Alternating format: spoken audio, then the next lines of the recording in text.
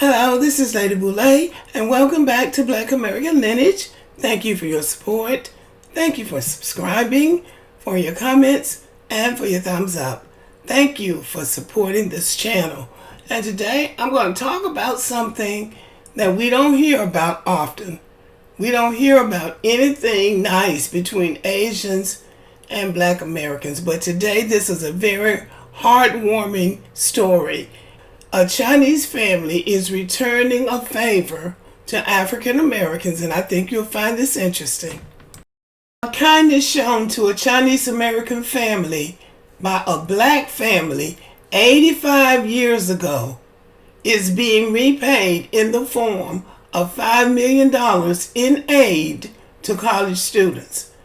NBC News reports that Emma and Gus Thompson allowed the Dong family to rent their Coronado, California home at a time when housing laws were racially discriminatory. The Dongs eventually bought the property, which is now worth $8 million and which is about to be sold. Two of the Dong brothers plan to donate their share to San Diego State University's Black Resource Center to help Black students to pay for college. It's just exactly what's appropriate, Ron Dong, 86, told NBC. Brother Lloyd Dong Jr. said the family's success owes much to the Thompsons and their willingness to help another marginalized community. Without them, we would not have the education and everything else, he said.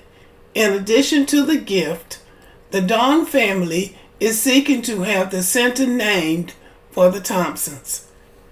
Gus Thompson owned and operated a livery stable and boarding house on the property, and this is the best picture that they have of him riding on a wagon pulled by horses, pulled by mules. But this is a Black man in San Diego in 1939.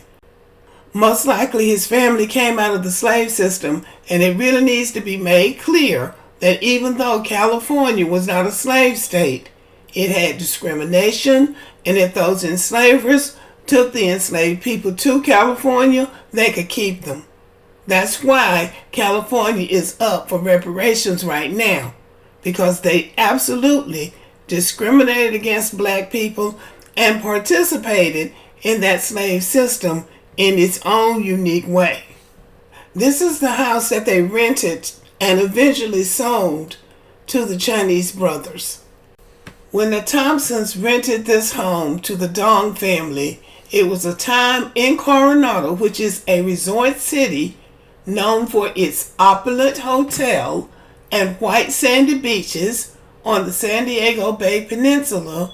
It was a time when people living on the margins of society found it difficult to live within the city limits.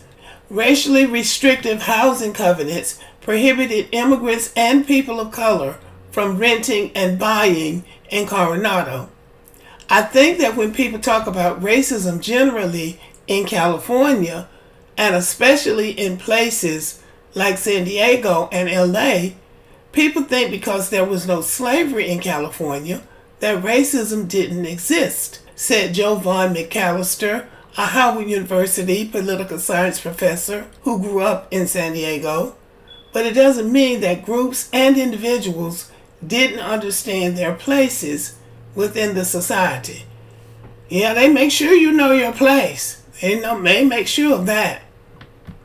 At the time, the only place for minorities and immigrants to stay in Coronado was Gus Thompson's boarding house on the upper level of their barn. This didn't happen by chance. Thompson had traveled from Kentucky to California to work at the Hotel del Coronado. He built the house and barn on C Avenue in 1895 before the city's housing covenants took effect, making him exempt from the restrictions. So he got in and got his house built before they came up with those restrictions. Those are the laws they come up with when they want to hold Black people back. Gus Thompson converted his barn into a boarding house for marginalized people who couldn't find places to rent. Well, good for him. So Gus Thompson rented this house to the Dong family, and then after he died, his wife sold it to them. The Dong family's decision to donate to San Diego State University's Black Resource Center coincides with California lawmakers' introduction of 14 reparations bills to address some of the state's legacy of racial discrimination. The bills are based on recommendations from the state's reparations task force formed in 2020 amid a national racial reckoning and questions about why California, a historically free state, would lead the reparations effort. Because they discriminated too? California entered the Union as a free state, but its legacy of racial discrimination is often overlooked, said Don Tamaki, a member of the California Reparations Task Force. There's plenty that California has to account for, citing histories of local governments seizing property, yes, and restricting access to housing and health care, yes. In big and small ways, we need to reckon with this, and that is a fact. This is a heartwarming story. These two brothers came to the United States not knowing the racism that existed here. They were fortunate in that they were able to find a fair-minded, decent family that was allowed them to rent their home, and it turned out to be a good investment. So this is a wonderful story, and in turn, these brothers have donated $5 million to help educate black students at San Diego State University.